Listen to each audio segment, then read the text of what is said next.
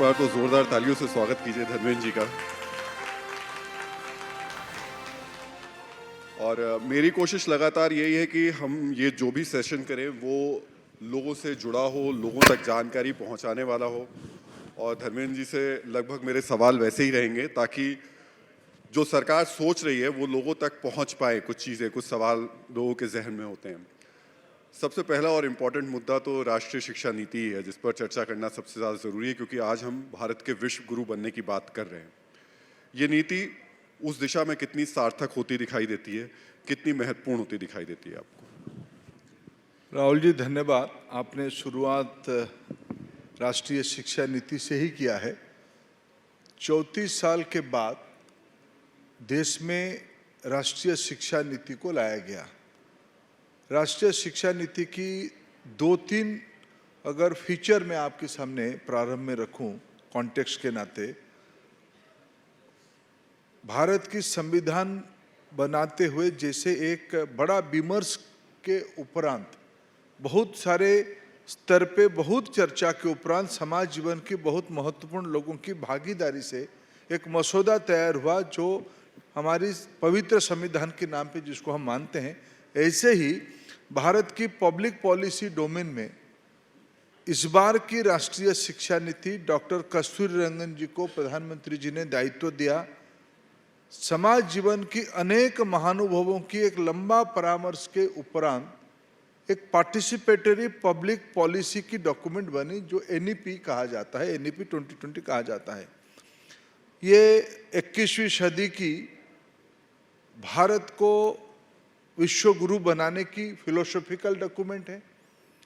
ये भारत की नई पीढ़ी को भारत की मूल जड़ के साथ जोड़ते हुए विश्व की जिम्मेवारी को निभाने के लिए एक साइंटिफिक टेम्पर के साथ, आधुनिक मानसिकता के साथ, प्रजातांत्रिक मूल्यबोधों के साथ, दुनिया की मानवता को संवेदनशीलता के साथ देखने वाला, दिशा देने वाला इसे डॉक्यूमेंट है। 2020 से ये अभी तक लगभग ये संजोग है 29 जुलाई को इसकी 2 साल पूरा होगा।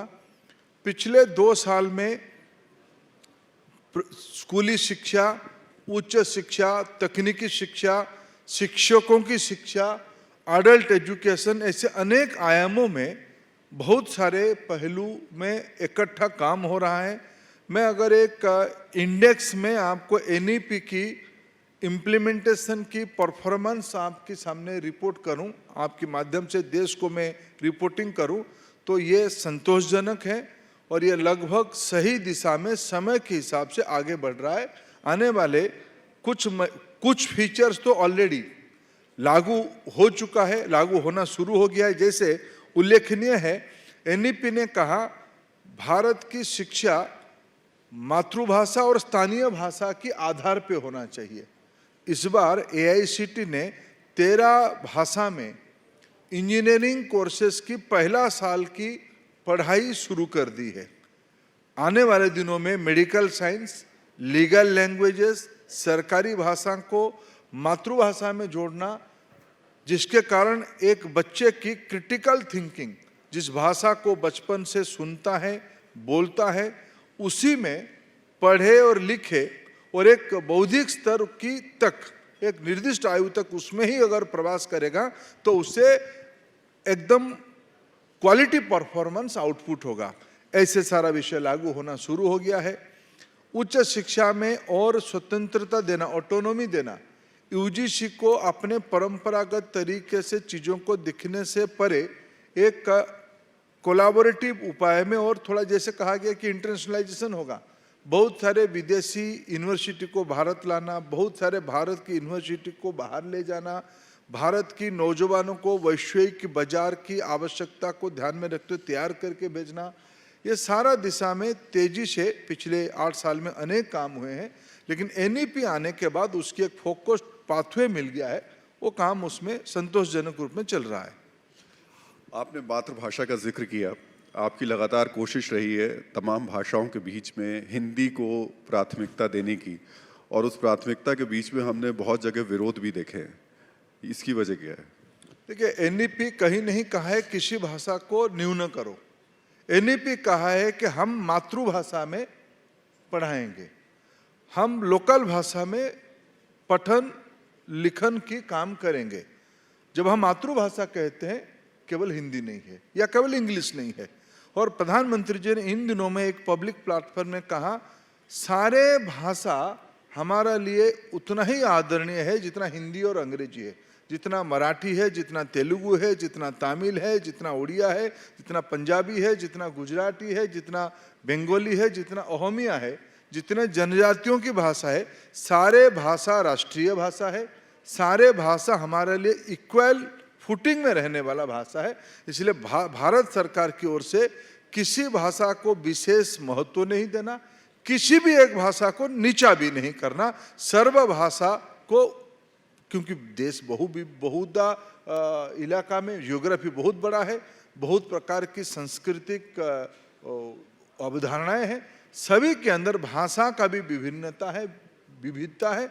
यह हमारी एकता की एक बड़ा परिचय है।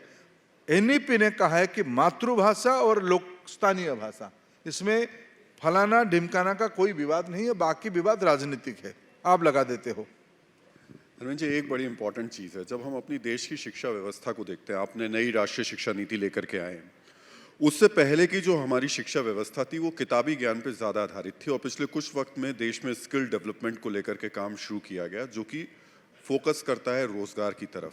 अब इस किताबी ज्ञान से स्किल डेवलपमेंट की तरफ जाना, अभी भारत कहाँ खड़ा है, और विश्व गुरु बनने की दिशा में अगर हम देखें तो क्या चुनौतियाँ हैं आपके सामने? राहुल जी, मेरा ये जो मीडिया प्लेटफॉर्म में आने का एक कुंठा रहता है, सैद्धांतिक कुंठा रहता है, क्योंकि आप एक इतना एक्सट्रीम लाइन खींचते हो और उसमें एक फुल स्टॉप लगा देते हो, वो आदमी उसी में वो लाइन और फुल स्टॉप के अंदर बंधना चाहता है। देखो, आपने कह दिया कि पहले किताबी था, अभी स्किल होगा, ऐसा नहीं है।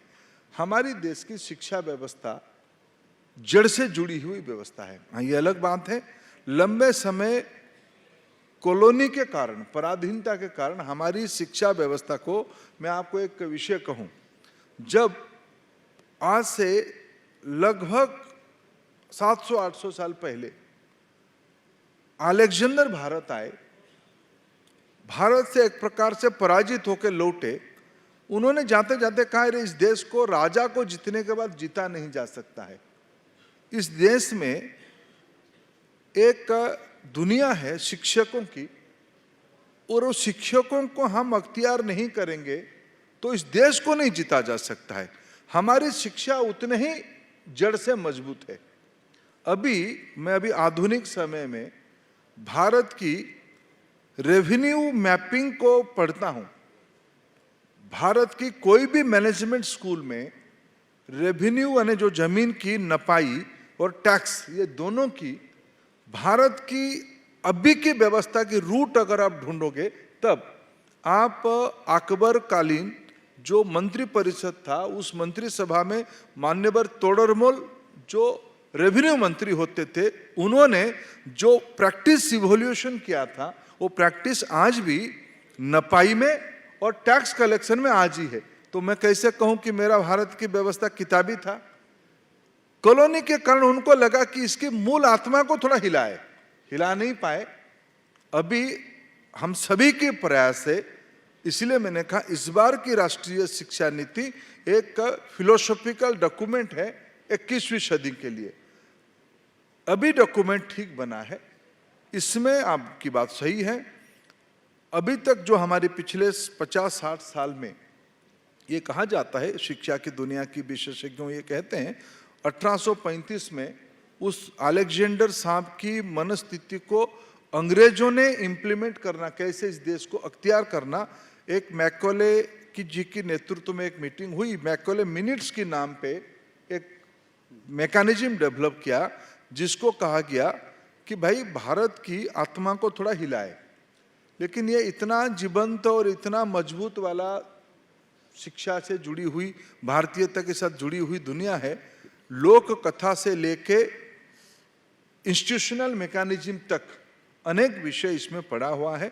बहुत सारे शिक्षा की उपलब्धि इसमें है। पिछले दिनों में जिनके हाथ में दायित्व रहा उन्होंने भी किया, लेकिन अभी वो विषय को छोड़ते हुए भारत की नई पीढ़ी को उद्यमी आधारित एक शिक्षा के साथ ले जाना, जिसको मैं थोड़ा एक आपकी शब्द में कहता हूँ, अभी की एजुकेशन सिस्टम में जॉब सीकर से जॉब क्रिएटर बनाने की जर्नी हमने फिर शुरू किया है। जो सभ्यता में कभी था, उसी में स्किल भी आ जाता है, उसी में कौशल्य भी आ जाता है। और दुनिया में भारत की जो यंग पॉपुलेशन है, डेमोग्राफिक डिविडेंड है, जो आने वाले 30-40 साल हमारी पक्ष में रहेगा, यही हमारी समय है चौथी औद्योगिक क्रांति में दुनिया को सेवा करने का, दुनिया में धनी बनने का। आप पीछे इतिहास की तरफ चले गए। मैंने जब किताबी ज्ञान की बात की थी तो मैं वही 50-60 साल पहले की बात कर रहा था, लेकिन आप और पीछे चले गए। राजा टोडरमल का आपने जिक्र किया। अब से कुछ दिन पहले गृह मंत्री ने भी इतिहास की बात की थी और उन्होंने कहा था कि मुगलों को लेकर जो लिखा गया और चोल वंश, मौर्य वंश, इन सब का जो इग्नोर किया गया, उसके बाद नए इतिहास की ज़रूरत है। क्या आप मानते हैं कि नया इतिहास लिखने की ज़रूरत है? देखो, मैं गृह मंत्री जी को बड़े बारीकी से सुनता हूँ और उनको प्रैक्टिस भी करता हूँ, उनकी बातों को प्रैक्टिस करता हूँ। उन्होंने बड़े स्पष्टता के साथ कहा है, हमें किसी भी चीज़ को मिटाना नहीं है। हमारे वहाँ मेरे को बताइए, कौन आईएसबी में या कौन सी मैनेजमेंट स्कूल में तोडरमल के ऊपर एक टॉपिक पढ़ाया जाता है, एक कोर्स है? क्या उसमें एक इंस्टीट्यूशनलाइज्ड कोर्स नहीं होनी चाहिए? होनी चाहिए, किसी की दुमत नहीं है। अब करने से आप क्यों कहते हो कि हम इतिहास बदलना चाहते हैं? हम इतिहास में एक लंबा लकीर और खींचना चाहते हैं, जो हमारी विरासत में है, जो हमारी परंपरागत इतिहास में है। भारत में पिछले 2500 साल में, मैं उड़ीसा से आता हूं, मैं बचपन से लोक कथा में और मेरे परंपरागत इतिहासकारों से यह सुना हूं कि हमारे वहां सम्राट खारवेल होते थे। कलिंग युद्ध के उपरांत उड़ीसा की उत्कल की अभ्युदय के लिए खारवेल के नेतृत्व में एक विशाल साम्राज्य बनी। उसकी कुछ शिलालेखा में प्रमाण भी मिलता है पाली भाषा में। अगर उसको क्या आवश्यकता नहीं है उसी को अभी सर्वभारतीय स्तर पे ले आने के लिए? एक मेरे राज्य में, मैं जिस जिले से आता हूं, उस जिले से 15-16 साल की एक लड़का नाविक था, नौका चलाता था। अंग्रेजों ने उनको कहा कि तुम हमको दूसरे पारी में ले जाओ, हम टैक्स वसूलने जाएंगे। वो मना क्या, नहीं ले जाऊंगा। बोले गोली मार देंगे तेरे को। उन्होंने नहीं ले जाऊंगा, गोली मार दिया। बाजी राउत के नाम पे उसका परिचय है। अभी मैं वीरेंद्र सहवाग जी को धन्यवाद दूंगा, उन्होंने 2-3 साल पहले उनके बारे में ट्वीट किया। क्या इसको ले आना हम इतिहास को बदलना कहेंगे? जिन्होंने लेखा उनको छोड़ दिया था, अभी हम उनको जोड़ रहे हैं। हम तो अभी जोड़ने के काम पे लगे हैं, इसलिए हम लंबा लकीर खींच रहे हैं। इसी को गृह मंत्री जी ने कहा है, यही हमारी सरकार की नीति है। हम किसी को छोटा नहीं करना चाहते, हमारी विरासत में जो चीज है उसको हम बड़ा करना चाहते हैं। धर्मेंद्र जी, लेकिन इस लकीर को खींचने के चक्कर में कुछ लोग और ज़्यादा ही आगे बढ़ जाते हैं। वो ताजमहल तक पहुंच जाते हैं, वो कुतुब मीनार तक पहुंच जाते हैं और वो इतिहास को कुछ दूसरी दिशा में ले जाते हैं। देखिए, अभी हम लोग संविधान से चलते हैं, कानून से चलते हैं। हमारे लिए संविधान और कानून सर्वोपरि है। इसीलिए जो कानूनी व्यवस्था में वाजिब है, योग्य है, वही होगा इस देश में। मोदी जी के समय में कानून की राज चलता है। आपने कानून व्यवस्था की बात की, तो इन दिनों कानून व्यवस्था को लेकर के दिक्कत और परेशानी शुरू है और वो पिछले 3 दिन से अग्निवीर जो नई योजना है उसको लेकर के हो रही है। आपके मंत्रालय से बहुत सीधा जुड़ा ये एक सब्जेक्ट है। क्या कुछ चीज़ों को आप स्पष्ट कर पाएंगे? बहुत सारे लोगों के मन में इस बात को लेकर के भ्रम है, इस योजना को लेकर भ्रम है और सबसे बड़ी इनसिक्योरिटी है कि इसके बाद हमारा क्या होगा। देखिए, पिछले 2 साल से इस विषय पे सरकार की संबंधित लोगों ने बड़े गहनता के साथ, बड़े गंभीरता के साथ विचार किया है। दुनिया भर की अगर हम समीक्षा करते हैं, एक समय था कहा जाता था किस सेना में कितने संख्या के सैनिक है। एक समय आया है कहा जाता है किस सैनिक का कौन सी सेना की टेक्नोलॉजिकल स्ट्राइकिंग कैपेसिटी कितना है। कुछ दिन पहले सऊदी आरामको जैसे बड़े ऑयल कंपनी में द्रोण में आके कोई अटैक करके चला गया, पता ही नहीं चला कौन आया कौन अटैक किया। आज वारफेयर चल चुके हैं, टेक्नोलॉजी आ चुका है, इसीलिए दुनिया की सेना की चरित्र बदल रही है। भारत को उस हिसाब से बदलना चाहिए, इसलिए विशेषज्ञों की ओपिनियन आई, इसीलिए एक नया पद्धति लाया गया है जिसमें यह कहा गया है कि भारत की सेना और कॉम्पिटेंट हो और नौजवान हो और बड़ा लीनियर हो, बड़े लड़ाकू हो। इसके लिए एक प्रक्रिया उन्होंने अग्निपथ स्कीम लेके आया, उसमें एक प्रक्रिया अपनाई, अग्निवीरों की कल्पना लाया। 100 में से 25 अग्निवीर आने वाले कैरियर में 15-20 साल तक सेना में चलेंगे। 4 साल में एक सिटीजन आर्मी के कंसेप्ट में कई सारे बच्चों को प्रशिक्षित किया जाएगा, सेना के हिस्सा माना जाएगा। उस समय में उनकी तनख्वाह, उनकी कंपनसेशन, उनकी सोशल सिक्योरिटी यानी लाइफ सिक्योरिटी की सारे व्यवस्था इक्वल किया जाएगा। उस समय में 10वीं का कोई लड़का उसमें एंट्री किया होगा 17 साल में, इस 4 साल के बाद उसको 12वीं का सर्टिफिकेट ऑटोमेटिक रूट पे मिल जाएगा। ये हमारी विभाग की जिम्मेवारी है, हमने उसको प्लेस किया है। उस समय में अगर कोई 12वीं का लड़का आके डिग्री करना चाहेगा, इग्नो ने ये ऑफर किया है, आपके लिए कस्टमाइज कोर्स बना दिया जाएगा। आप काम करते हुए, अभी एनईपी ने ये कहा है, काम करते करते ऑन जॉब लर्निंग को भी क्रेडिट में कन्वर्ट किया जाएगा। उसको उस लर्निंग को क्रेडिट में कन्वर्ट करके उसको एक मिनिमम एग्जामिनेशन पैटर्न में, new model of hybrid model of examination pattern में उसको डिग्री की अंदर ले लिया जाएगा।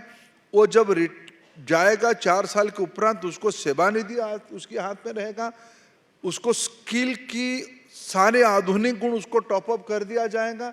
इस प्रकार की जॉब मार्केट के लिए industry ready, service sector ready उसको तैयार कर दिया जाएगा।